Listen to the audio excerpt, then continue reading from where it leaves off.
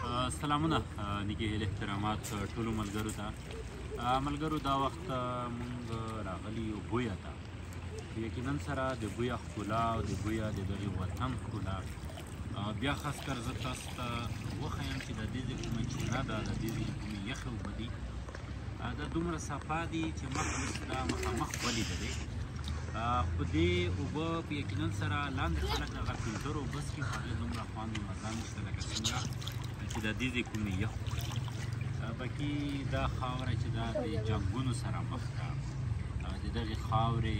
د دغې وطن د دغې علاقې خلک چې کوم دي هغه جنګونو وخوړل پردي جنګونه په دې خاوره باندې مسلط شوي دي بهرحال که تاسو کتی شئ زما شاته دلته چې کوم مازدیګري کې خلک راځي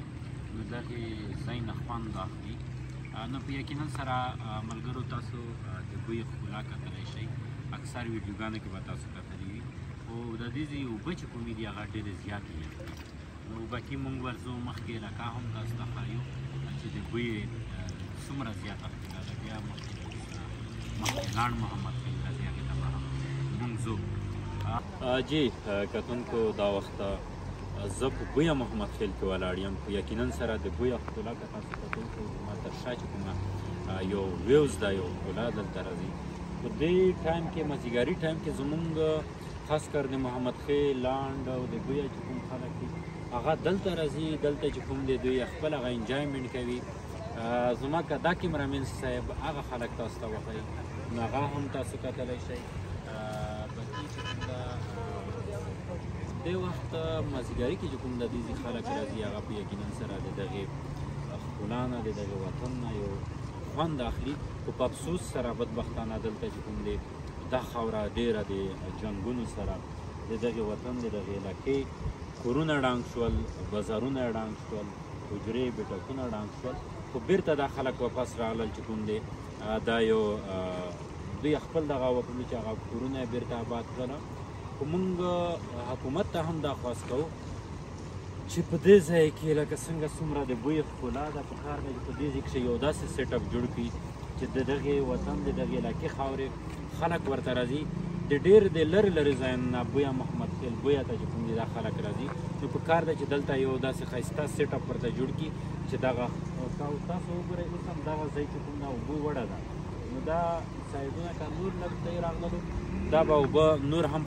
خراب کړي نو د دغې وطن د دغې علاقې بیا بل ځای داسې شته نه دا د بوی علاقه چې کومه ده دلته په یقینا سره تاسو که د دې